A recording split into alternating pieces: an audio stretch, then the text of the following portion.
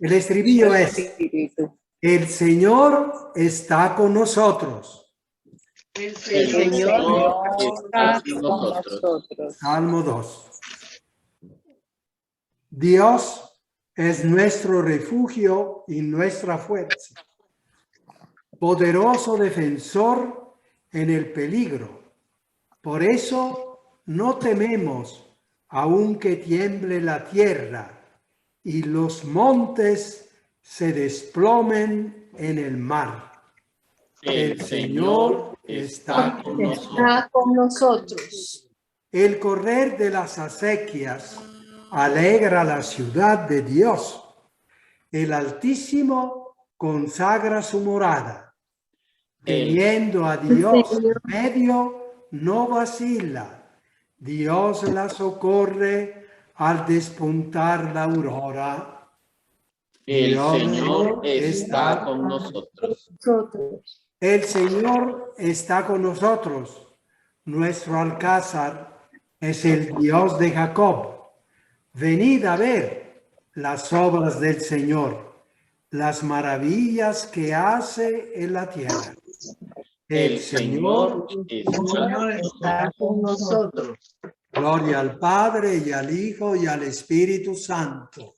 como Era en el principio, ahora y siempre, por los siglos de los siglos. Amén. El Señor está Señor con está con nosotros. nosotros. Buenas. Entonces estamos en este último encuentro. Cerramos también la visión de la Pascua, la visión de la Semana Santa, con nuevo sentir. Una Semana Santa con nuevo sentir. Ya ayer, anoche, oímos cosas fuertes. Cosas fuertes. Todo lo que nos han dicho puede tener otra interpretación. Y nosotros hemos dicho la interpretación que más se armoniza con la imagen de Dios nueva, de la cual hemos hablado. Estamos en una nueva época, el Espíritu Santo sugiere esta nueva imagen de Dios y por lo tanto sugiere nuevas interpretaciones del dogma. No se trata de borrar el dogma. Dice Papa Francisco, se trata de interpretar el dogma orgánicamente.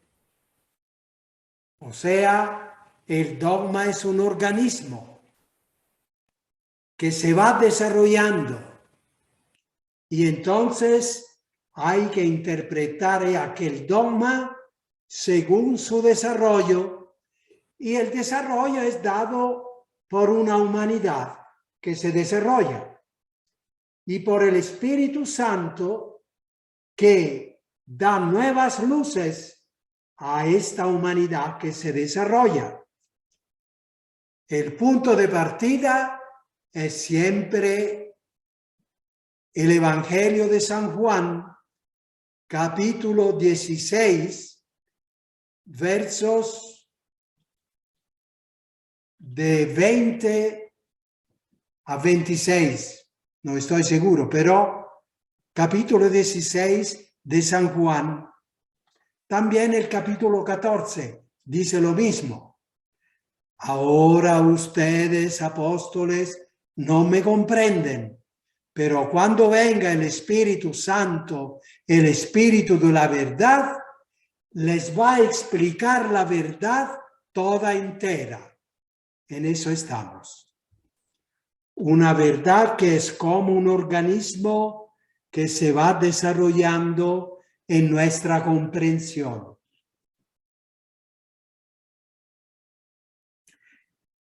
Ayer terminamos con el proceso de la Semana Santa, que es la resurrección. Vamos entonces.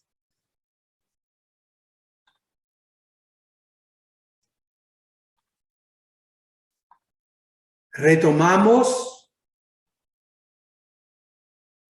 En la medida, pues, que nos solidaricemos con los sufridos como Jesús, resucitaremos con Él en esta vida y en la otra. Claro, la resurrección en esta vida es diferente de la otra. La otra es definitiva, es como la de Jesús. En esta vida, pero también, en la medida que estamos amando, estamos transfigurándonos, haciendo camino hacia la resurrección. De esta manera, cada nuestra Semana Santa nos acercará a la meta para la cual hemos sido creados. Llegar a ser partícipes de la divina naturaleza, que es solo amor. Cristo ha resucitado. Mire, hoy me han enviado una fábula sencilla. Mire qué bonita. Dice, un grupo de gente estaba frente a un bosque con tantos árboles altos, fuertes. Y entonces le dijeron al bosque, tú eres el más poderoso en la tierra. Y el bosque contestó, no, no soy el más poderoso. El fuego me puede arrasar. Ah, entonces el fuego, tú eres el más poderoso. No, porque el agua me puede apagar. El agua, la más poderosa.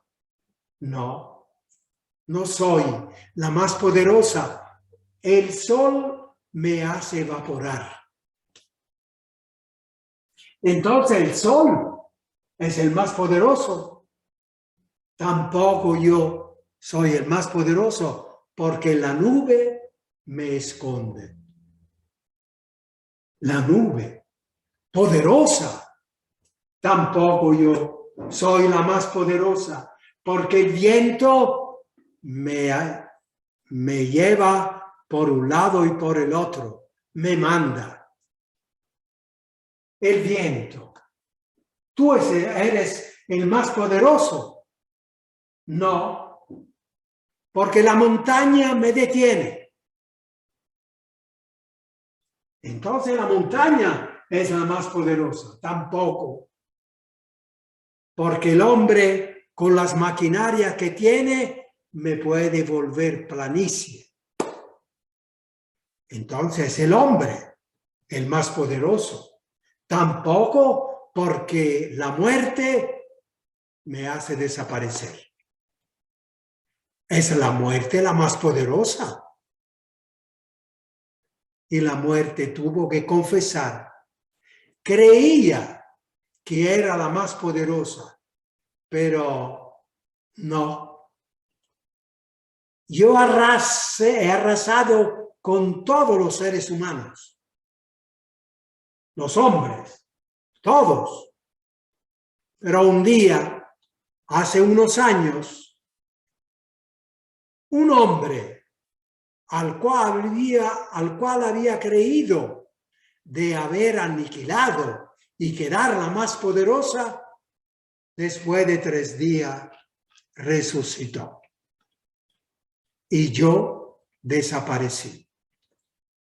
Jesucristo, el más poderoso, ¿verdad? Es evidente. Bien, esta fábula ya sabemos. Ahora seguimos.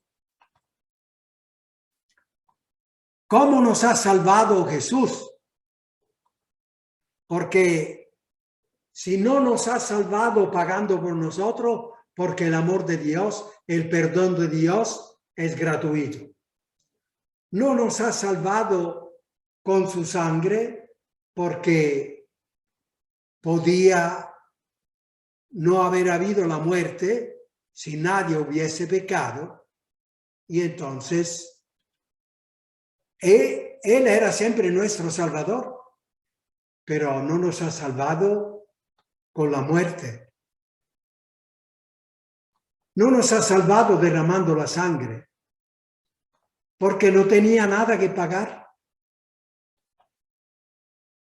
Nos ha salvado con su amor. Les recuerdo el significado de salvar. El sentido que le damos a esta palabra en este tipo de reflexión. Salvar. Allá.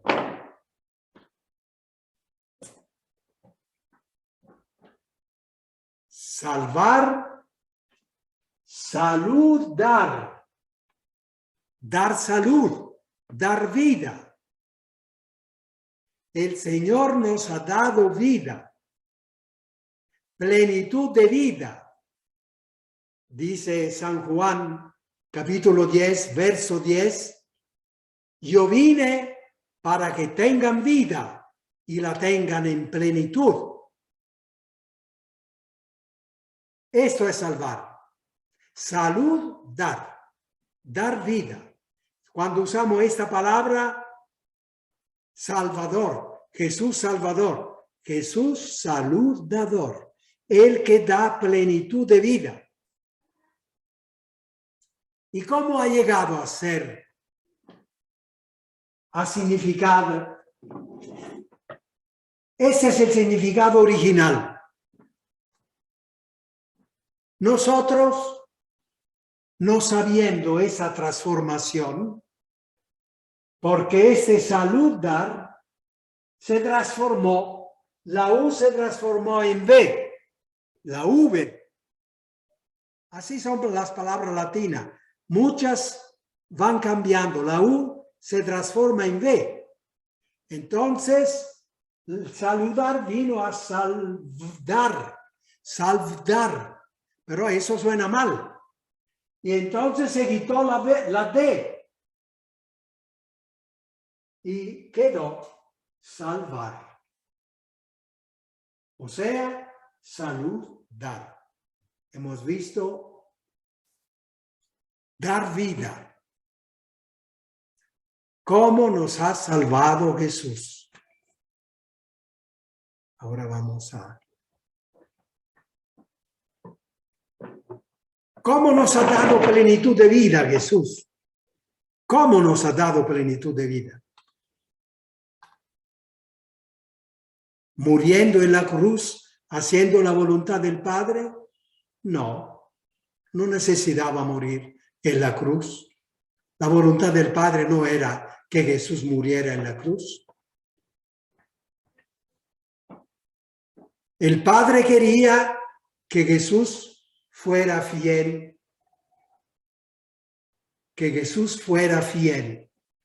al proyecto de amor que había tomado en el bautismo. Costara lo que costara, llevar a la humanidad hasta la plenitud de vida, hasta ser partícipe de la divina naturaleza. Ese era el compromiso que había tomado Jesús. Entonces, lo que quería el Padre era la fidelidad a este proyecto, no el cómo. El cómo lo decidieron los fariseos y los romanos, que querían quitar de en medio a Jesús porque no les gustaba lo que Jesús hacía. Entonces, la pregunta, ¿cómo nos salvó Jesús?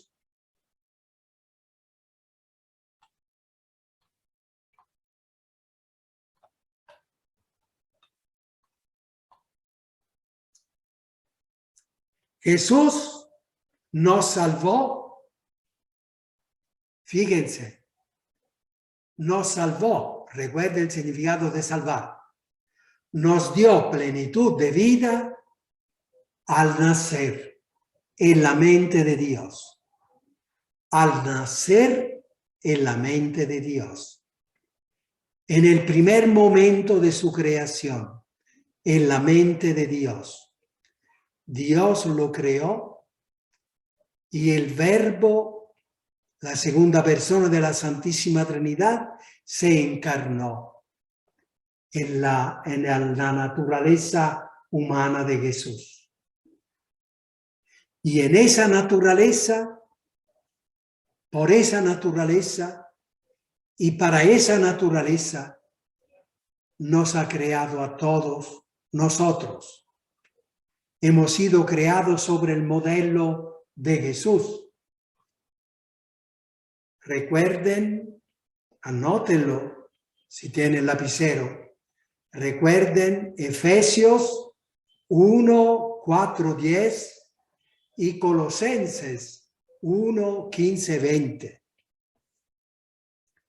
En Él, por Él y para Él, y se habla de Cristo, el Verbo encarnado. En Él, por Él y para Él, todo hemos sido creados.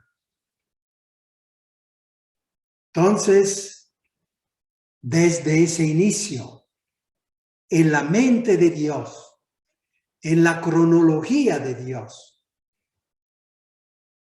que no tiene ni pasado ni futuro, es siempre presente. Por lo tanto, lo que está en la mente de Dios, en la cronología de Dios, es siempre así. Para la humanidad, sí hay un antes y un después. Y Jesús, el Verbo encarnado, apareció en la humanidad. En la humanidad. Apareció hace 2000 años. 15.000 millones de años después de la creación.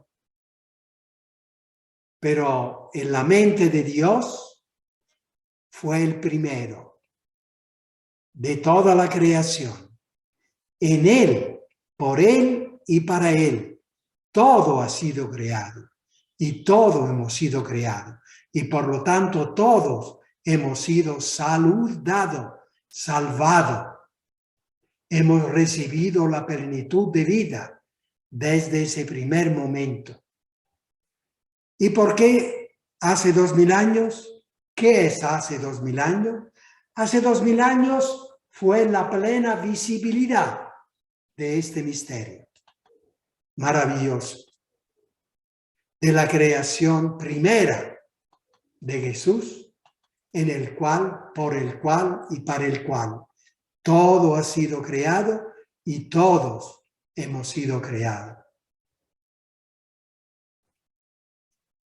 No es fácil captar eso.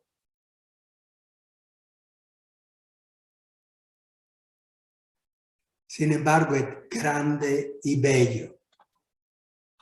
Volver a leer Efesios 1, 4, 10 y Colosenses 1, 15, 20.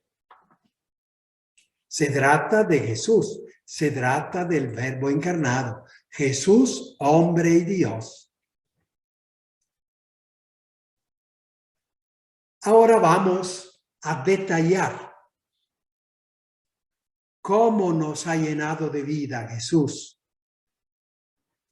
Esos 18 años, mejor dicho, esos 30 años de vida con nosotros, cómo nos ha llenado de vida, cómo nos ha transmitido esa plenitud de vida. Podemos decir 6 modalidades. 6 modalidades. La primera, revelándonos y aplicándonos de forma visible la misericordia del Padre. Nos ha dicho, el Padre los ama infinitamente, gratuitamente, incondicionalmente. Entonces, eso nos ha hecho ensanchar el corazón. Nos ha comunicado esa plenitud de vida, un pedazo al menos de esa plenitud de vida que ya tenía Él para darnos buenas,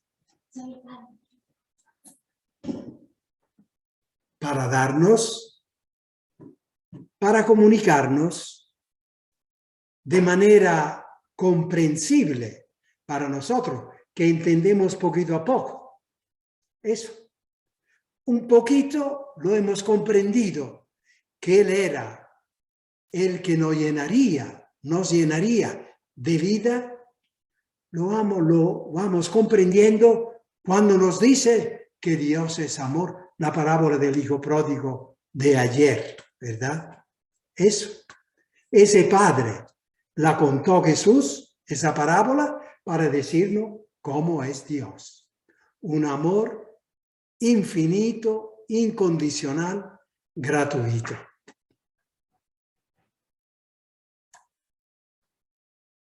Su misericordia nos purifica del pecado que nos quería sustraer, sacarnos de esa relación con la fuente de vida que era Jesús. El pecado ha sido esto: alejarnos, despegarnos, desprendernos de esa plenitud de vida que Jesucristo tenía para nosotros. Y entonces nos ha dicho que la misericordia del Padre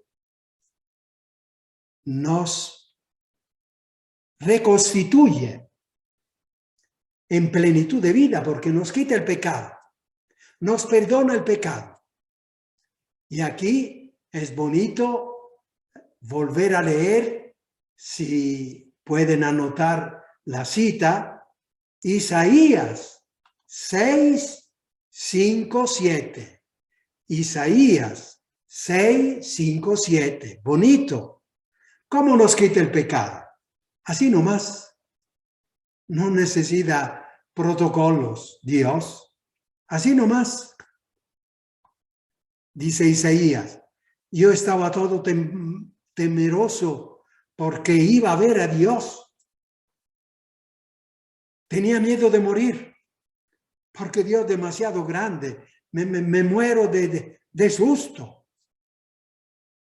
Porque soy pecador. No soy digno de ver a Dios. Entonces, dice Isaías, un ángel agarró un carbón encendido desde el altar, símbolo de Dios, vino conmigo, me tocó los labios y me dijo: ya no eres pecador, ya estás perdonado, tu pecado ha sido aniquilado. Qué lindo. Así nos perdona Dios. No necesita. Ahora, uno dice: bueno, entonces yo no me voy a confesar porque yo me confieso directamente con Dios. No, si Jesús nos ha dado la posibilidad de oír al sacerdote que dice: yo en nombre de Dios te libero del pecado, y nos ha dado la posibilidad de oír algún buen consejo para no volver a pecar, es cosa buena. Hagámoslo. Nos lo dice Dios. Es bueno. Pero el perdón de Dios, si estamos arrepentidos, ¿qué significa abrir la puerta a Dios? Sí, Dios, entra. Eso es el arrepentimiento. No lo voy a hacer más, no lo quiero hacer más. Bien, Dios, ven, Dios, purifícame. Si nosotros queremos eso, vamos a la confesión. Ahí está el sacerdote, uno como nosotros, pero nos habla con la fuerza de Dios, representando a Dios, y asegurándonos, porque lo oímos con nuestros oídos, lo vemos con nuestros ojos. Y entonces no solamente lo sabemos, sino que lo oímos y lo palpamos. Es más segura la cosa. Estamos más seguros, lo sentimos con más seguridad. Acudamos al sacramento. Entonces, la segunda cosa, la segunda modalidad, ¿cómo nos ha salvado Jesús? Jesús nos ha salvado presentándose a la humanidad como camino, verdad y vida. Si me siguen, ustedes serán salvados. En una forma muy concreta para hacernos recibir esa plenitud de vida que Jesús tiene. Seguirle a Él. Hemos sido creados sobre el modelo de Él. Seguirle a Él. El que lo sigue a Él encontrará la casa del Padre. Y así tendrá plenitud de vida. Una parábola que hemos inventado. Un hombre perdido en la selva, la vida es una selva, es salvado por una persona que se le ofrece como alguien que conoce el camino para salir de la selva. Usted se perdió, ¿verdad? Sí, me perdí y ahora tengo miedo a los animales, tengo miedo de la noche. Mire, yo conozco el camino para salir de aquí. Si usted me tiene confianza y me sigue, usted va a ser salvado. Síganme. Y el hombre sigue y salió de la selva. Una manera para hacernos sentirnos salvados. Tercera forma, venciendo. Venciendo se dice. Venciendo. Venciendo definitivamente la muerte que nos había arrebatado la vida terrenal y, como es fruto del pecado, también la vida divina. Pero Jesús la ha vencido. Ha resucitado. Eso. La muerte dice, alguien hace años yo creía de haberle vencido, pero no. 3 días después, resucitó. Definitivamente. Mi muerte se acabó, mi poder. La muerte que nos había arrebatado la vida humana y divina por ser fruto del pecado y de sus consecuencias. Recuerden, San Pablo a los Romanos 5:12. La muerte ya no nos sujetará como esclavos para siempre. Como consecuencias, pasamos a la otra dimensión de resucitados a través de un sufrimiento, un miedo. Pero eso va a acabarse rápido, porque vamos a encontrar a Cristo resucitado, con los brazos abiertos. Cuarta manera. Donde hay amor, ahí está Dios, porque Dios es amor. A más amor, más presencia salvadora de Dios. Y Jesús era él mismo, Dios, tenía plenitud de amor.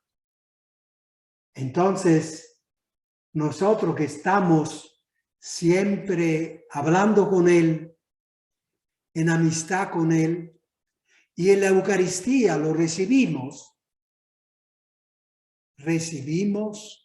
la plenitud del amor y por lo tanto la plenitud de vida. Recuerden, el egoísmo mata. Recuerden la parábola de la mamá y del papá y del niño que se va a enfermar. Y el papá es una parábola. Hay muchos papás que de verdad aman también. Pero en la parábola es un papá que, bueno, se voltea por otro lado. Y la mamá salva al niño con su sacrificio, con su amor. Entonces, el egoísmo mata, el amor salva. Poco egoísmo mata poco. Y poco amor salva poco. Mucho egoísmo mata mucho. Y mucho amor salva mucho. El máximo del egoísmo, concentrado en los fariseos y los romanos, mató al mismo autor de la vida. Pero el infinito amor de Jesús, hombre y Dios, salvó a toda la humanidad. Llenó de vida a toda la humanidad. En Jesús estaba presente el mismo Dios, Padre y el Espíritu Santo, con su amor infinito y gratuito.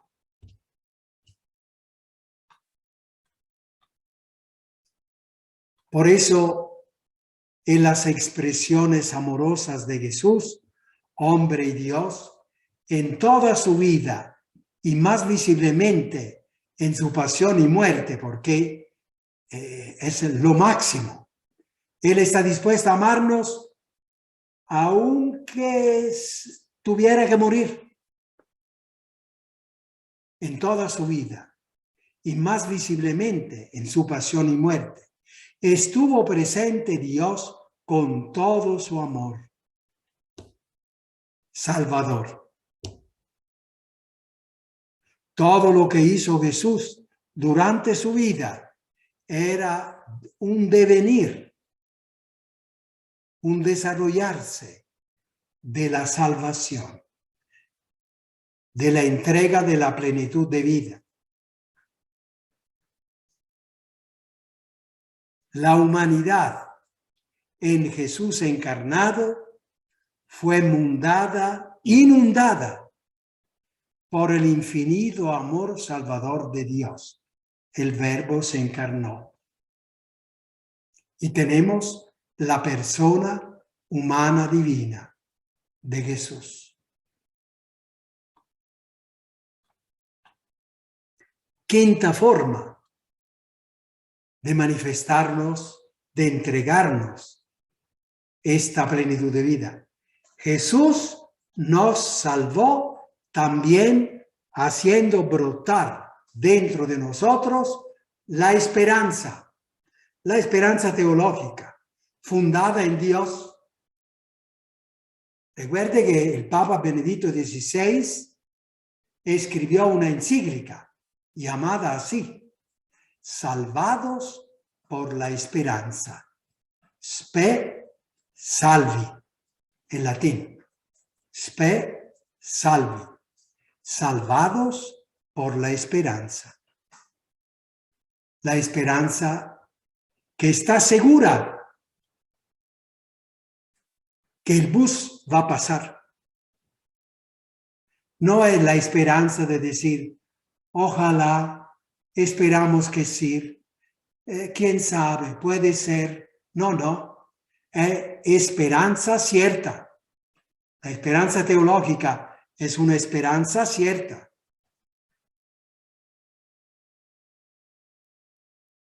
La esperanza de espera, no de desear.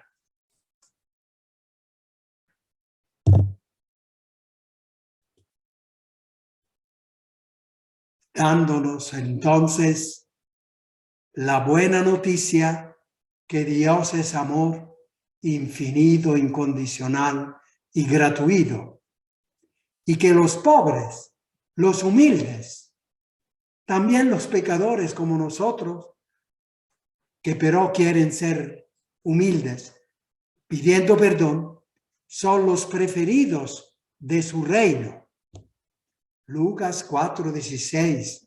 Yo vine para anunciar la buena noticia a los pobres y a los que se hacen pobres con su humildad y a los que se solidarizan con los pobres, ayudándolos a los pobres a salir de su pobreza, que es falta de lo necesario, que eso no es bueno.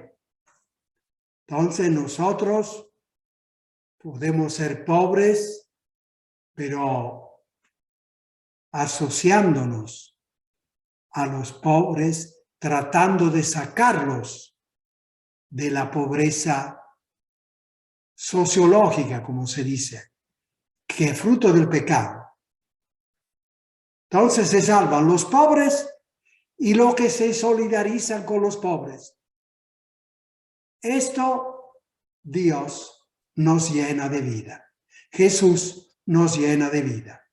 Si uno no se solidariza con los pobres, entonces no hace como Jesús, toma otro camino, no está siguiendo a Jesús. Y finalmente, la sexta forma, Jesús nos salvó tocándonos con los sacramentos, tocándonos. Yo estoy tocando a Juan, a Carlito, lo estoy tocando. Jesús tocaba a los enfermos, los ciegos, los sordos, los muertos, los tocaba y los sanaba. Jesús quiso tocarnos. Es un signo, o sea, algo que se ve, algo que se siente y que nos dice, fíjate que detrás de esto está Jesús que te salva, que te llena de vida. Eso se da en todos los sacramentos. San Agustín lo dice en una forma solemne. Tú fuiste bautizado, fue Jesús quien bautizaba. El sacerdote prestaba su vida, su persona a Jesús, quien quería tocarte con el agua. Y luego vas a hacer la primera, vas a hacer la confirma, vas a confirmar eso. El obispo te hace la señal de la cruz, te pone la mano sobre la cabeza y te dice que el Espíritu Santo te está confirmando, te está fortaleciendo. Bueno, el que te tocó no fue el obispo, o el obispo sirvió para hacerte sentir el toque de Jesús, porque el que te confirmaba era Jesús. Y así la unción de los enfermos, así en la boda. Si ustedes dicen que quieren entregarse mutuamente, eso, yo los bendigo. Es Jesús que los une, que oye con su propósito. Es Él, Jesús, que les da la gracia de poder seguir así hasta el final. Sobre todo en la Eucaristía. Sobre todo en la Eucaristía. Es el mismo. No solo nos toca con el dedo, por decirlo así, sino con toda su persona, y nos trae toda la riqueza que toda su persona tiene. Nos da la energía de su ser para poder llegar a ser, a desarrollarnos como personas totalmente dedicadas al amor. Él pasa por nosotros, nos toca en todo nuestro ser y nos sana en todo nuestro ser, dándonos esa vitalidad, esa energía que Él tiene. Entonces, la Eucaristía, se puede decir, es el sacramento que completa y manifiesta la totalidad de la plenitud de vida de Jesús, que nos llena de plenitud de vida, nos salva, nos saluda, nos salva. ¿A qué punto estamos? Sexto. Hemos terminado, ¿verdad? Sí. Eso ya lo explica. Bien. La salvación objetiva ocurrió. Jesús pasó por este mundo y nos ha salvado con su vida, su muerte y su resurrección. La humanidad está salvada. Hace falta que cada ser humano, para hacer suya la salvación, exprese su libre voluntad de quererla recibir. Es lógico. Uno dice, pero uno tiene que convertirse. Pero ¿es eso que significa la salvación? Que tú vayas detrás de Jesús. Esa es la salvación. Esa es la conversión. Y eso es lo que tú querías. Ahora entonces adelante. Porque si quieres seguirme, pero va por el otro lado, y entonces Jesús no sabe qué darte. ¿Qué te da si tú no lo quieres? Entonces, toda la vida cristiana no es una exigencia de Jesús que nos dice, haz eso, a eso. No, es una consecuencia lógica de querer seguir a Jesús. Cuando el ser humano dice, Jesús, tú tienes la plenitud de vida, yo te quiero seguir para tener esa plenitud. Bueno, entonces vamos. Esta es la conversión. Es tu libertad que la quieres. Y entonces tienes que manifestar esta voluntad tuya libre que quiere seguir a Jesús. Síguelo pues. ¿Qué más? Ahora vamos a tener 2 minutos de descanso. Solo descanso. Porque viene el último punto muy importante.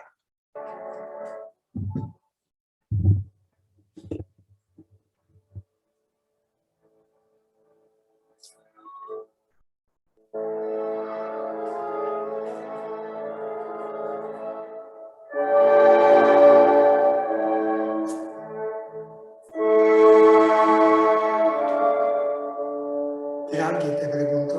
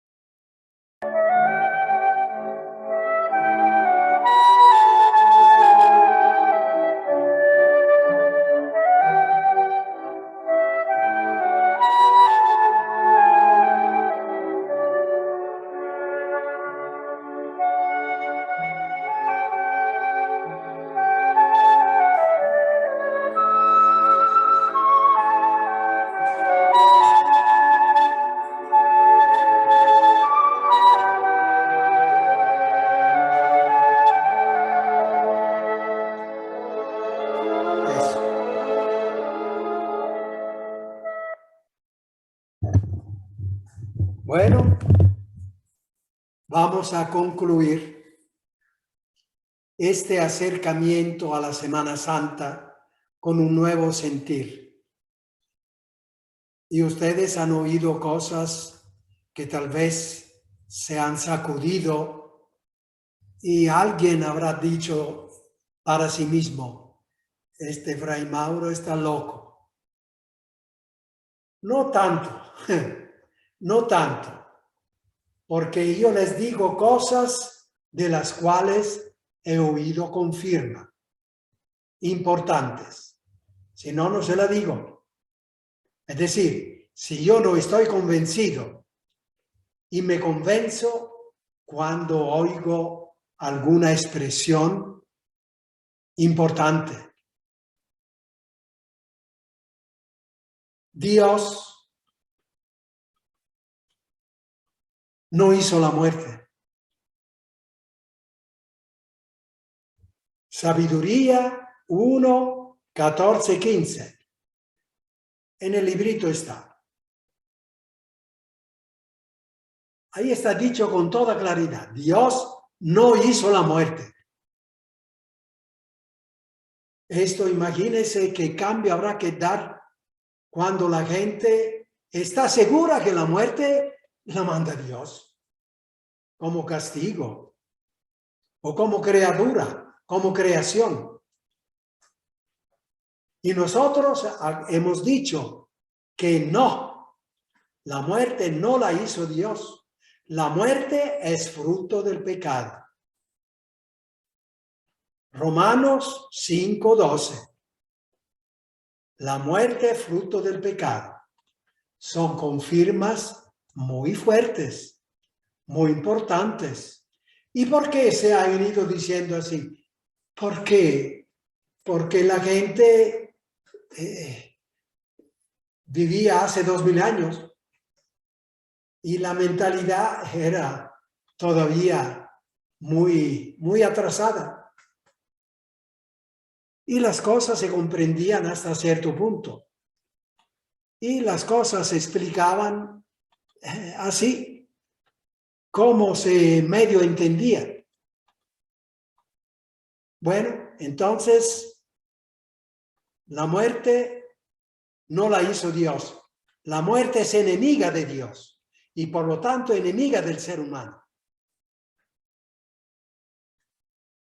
Papa Benedicto XVI, el 30 de enero de 2013, en una audiencia pública dijo: la auténtica potencia de Dios es el amor, el perdón, la misericordia. Y esta potencia vencerá. Entonces, cuando venza, la muerte, la gran enemiga, será devorada y privada de su veneno. Papa Benedicto XVI, el gran teólogo, habla de la muerte como enemiga de Dios y por lo tanto Dios no la puede crear, no crea los enemigos, sus enemigos o nuestros enemigos, ¿verdad? Una pregunta. Adelante con la pregunta. Fray Mauro, hoy escuché una prédica de un sacerdote y me llamó la atención que dijo que la gente que va a discotecas y cosas así no estaban cerca de Dios y estaban en pecado. Esto, el pecado, solo Dios sabe quién peca y quién no peca, ¿verdad? Porque el pecado es decisión interior de uno. Ahora, en eso de la discoteca, me parece atrevido a decir que quien va a la discoteca peca. Me parece atrevido.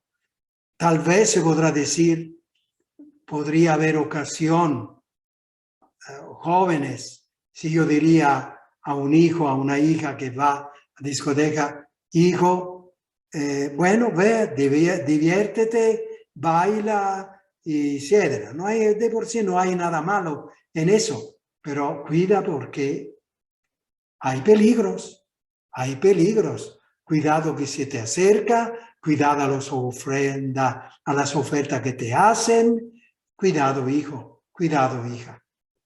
Yo diría sí, es más acertado que afirmar que simplemente ir a una discoteca es pecado, no diría. Bien, entonces no hay pregunta. Papa Benedicto, cuando venza la potencia total, cuando venza totalmente y vencerá la muerte, el último enemigo, la gran enemiga será devorada y privada de su veneno. Entonces, todo lo que hemos dicho sobre la muerte en este sentido, bueno, tiene fundamento muy serio. ¿Y por qué hasta ahora? Porque se leían otras citas de la Sagrada Escritura que decían de otra manera que la prueba de Dios es Dios quien manda la prueba, es Dios, Génesis que se toma como castigo, la muerte. Se daba importancia a eso, por eso que una de las reglas fundamentales de la lectura bíblica, una de las reglas que la veremos el segundo curso bíblico, es la siguiente. La Biblia se interpreta en el conjunto, no agarrando un versículo y decir eso. Eso estamos viendo. Se han leído otros versículos, lo del Génesis, se ha interpretado solo ese versículo y no se ha leído estos otros pasajes de la Sagrada Escritura. O uno estaba seguro de eso y lo otro, ¿quién sabe qué significa? No, eso significa lo que acabamos de decir. Vamos adelante. Orlando López levantó la mano. Orlando López, adelante.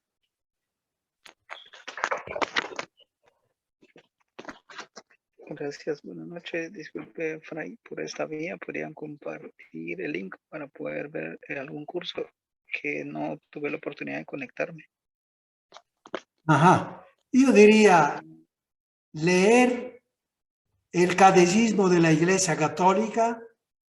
Allí, digamos, es la visión completa de todo, si uno quiere profundizar y conocer más.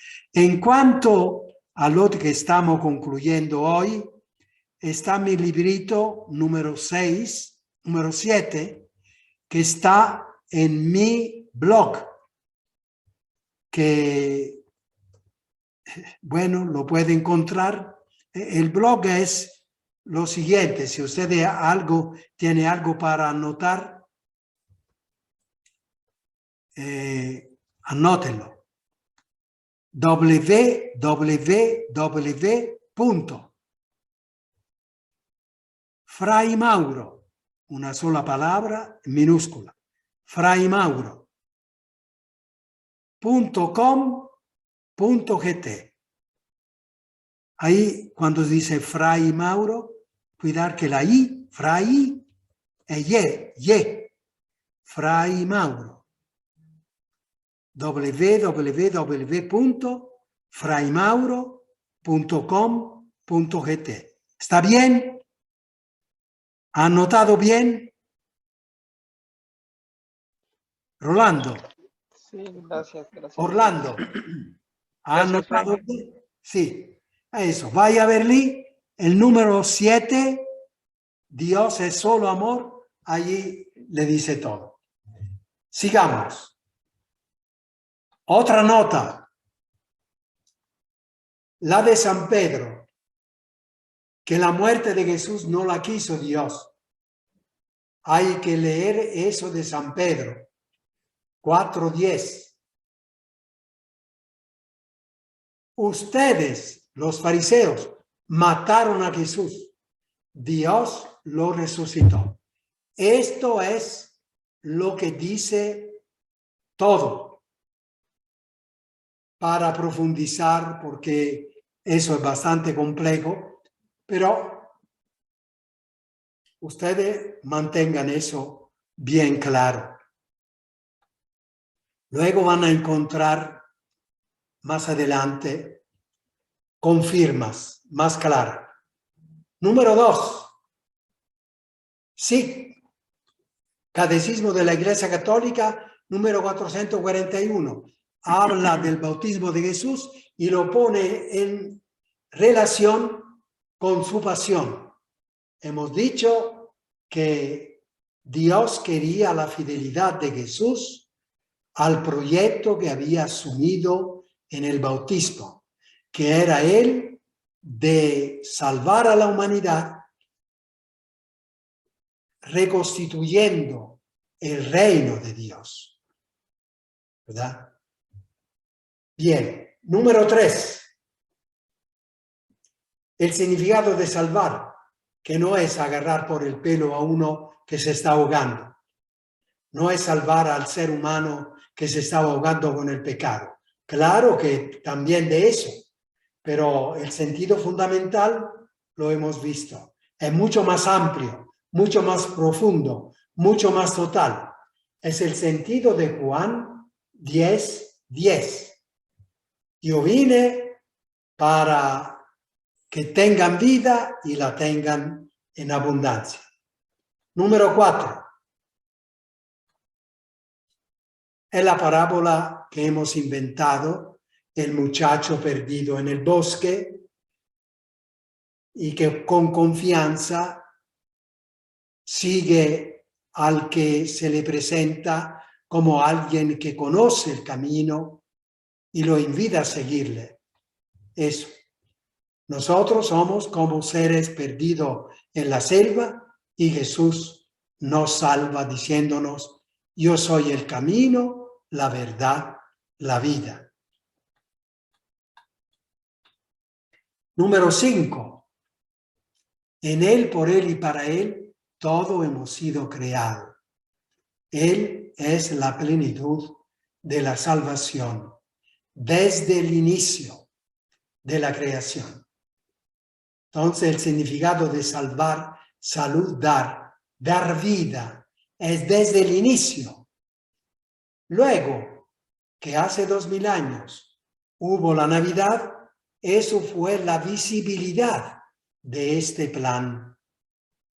La visibilidad para nosotros que necesitamos ver, necesitamos oír, necesitamos palpar. Y entonces la persona de Jesús, creada al inicio en la mente de Dios, tuvo visibilidad en nuestra cronología humana, que tiene un adelante y un después. En esta cronología humana se hizo visible esta realidad inmensa hace 2000 años. Bueno, hay nuestro teólogo franciscano de hace 800 años que tuvo esta gran intuición. Y recuerden que este teólogo no es un hereje, es un beato de la Iglesia, beatificado por Juan Pablo II hace 25 años. Entonces, no tenga miedo. Estamos bien equipados. Y vamos al número 6. A menudo a Dios se le responsabiliza por los sufrimientos que ocurren a los seres humanos. Son calumnias de las cuales hay que limpiar el todo amoroso rostro de Dios. A continuación, algunas referencias del magisterio de la Iglesia. Hace 23 años, los obispos latinoamericanos, en un mensaje dijeron, les leo una frase: este año de gracia, el 2000, que sirva para espantar del alma humana esa caricatura de Dios que tanto daño nos ha hecho y no sigue haciendo. La imagen de un Dios justiciero que hace justicia, que se venga, arbitrario, antojadizo, un ídolo, una caricatura. Mire, que esto es fuerte. Esta es una confirma muy grande de lo que hemos venido diciendo y ahora lo hemos dicho dentro del ámbito de la Semana Santa. El actual arzobispo de San Salvador en 2017 escribió una carta a todos la Iglesia del San Salvador sobre el martirio de Padre Rutilio Grande y trajo a colación una frase que Rutilio al morir dijo a la gente que estaban alrededor: hijo, siempre hay que hacer la voluntad del Padre. Y claro, la gente entendió que era voluntad del Padre que Padre Rutilio muriera así. El arzobispo nota, naturalmente, la voluntad de Dios no era la de que Padre Rutilio muriera de una muerte tan macabra. Mucho menos la muerte de su hijo, con la H mayúscula. Fíjense que esto es lo que yo acabo de decir una y otra vez. Significa que esta visión se va abriendo camino. Adelante. Y finalmente, la confirma más fuerte que yo he encontrado en toda esta visión que les he comunicado es la del que he encontrado en el diario italiano, que es de todos los obispos de Italia. Es el documento oficial, el diario oficial de la Conferencia Episcopal Italiana. Por lo tanto, todo lo que está allí escrito hay que tomarlo en serio en esta cuestión teológica.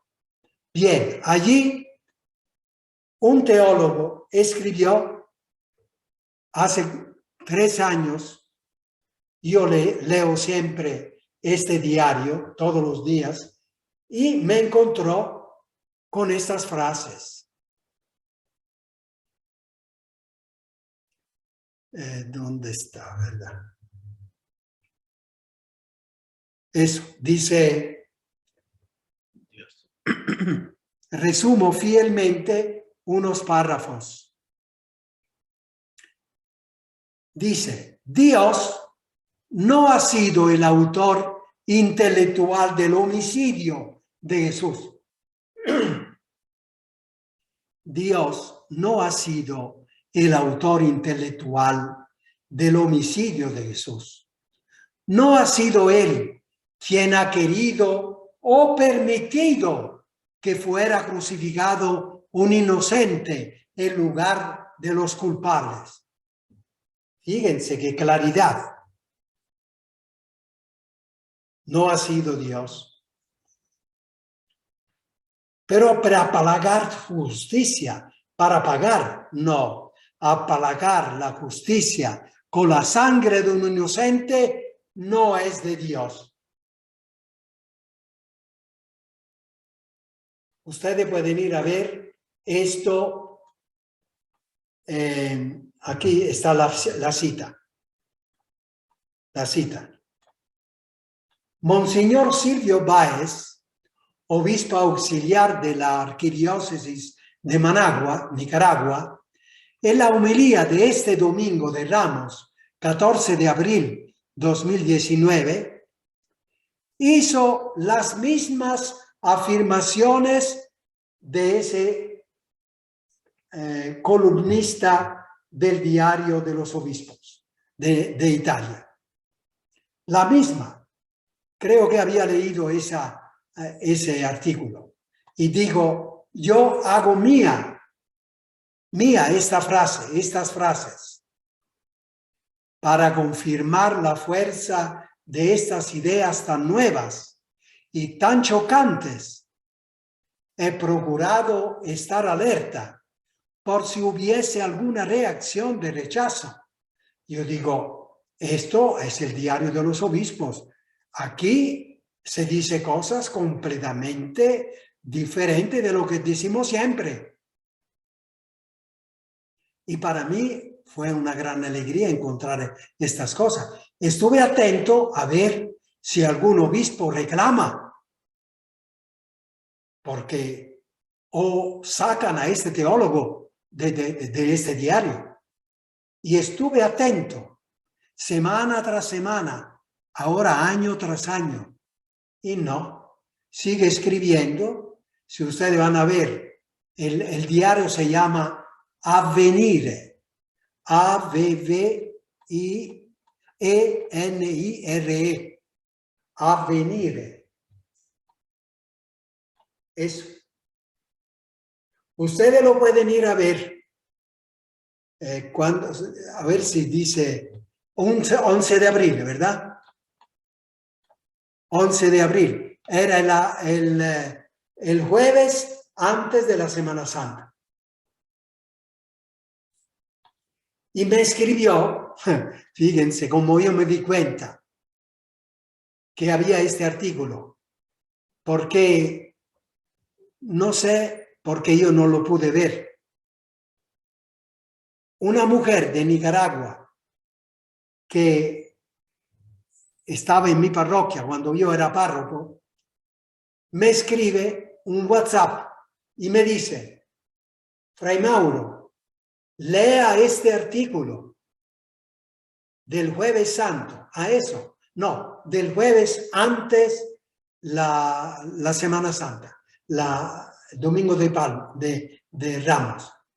Lea este artículo, porque a mí me parece oír a usted hace 40 años. Yo decía estas cosas hace 40 años, pero me alegró muchísimo que el 11 de abril en Avvenire se dijeran esas mismas cosas. Y esta noche las he dicho a ustedes. Están bien fundamentadas. Así terminamos. ¿Sí? Si ustedes tienen ese librito o lo van a ver, ahora sigue el capítulo Orar la Semana Santa. Hay una oración cada día de la semana. Si pueden, léanlo. Les va a ayudar a participar en la Semana Santa con nuevo sentir. Y díganle al Señor, Señor, si es cierto lo que digo Fray Mauro, haz que yo llegue a estar convencido, a estar convencida. Si no es cierto, también házmelo entender y que yo siga haciéndolo de siempre. ¡Chao! Esperamos vernos el 9 de mayo, cuando empezaremos el segundo curso bíblico. No hay tiempo y les doy la bendición. El Señor les bendiga y les guarde. Amén. Amén. Les muestre su rostro y tenga misericordia de ustedes. Amén. Amén. Amén. Amén. Les muestre su rostro misericordioso y les dé la paz. Amén. El Señor les bendiga, hermanos y hermanas. En el nombre del Padre, Amén. amén. Feliz Pascua. Amén. Chao, chao. Feliz Pascua. Cuídense, nos vemos en mayo. Me gusta saludarle. Gracias a todos. Piensen en esto y en el segundo curso me van a decir o por WhatsApp me dicen. Chao. Gracias, Fray. Chao. Gracias. Buenas noches, Buenas Ramón. noches. Noches. Chao, chao, Fray. Chao.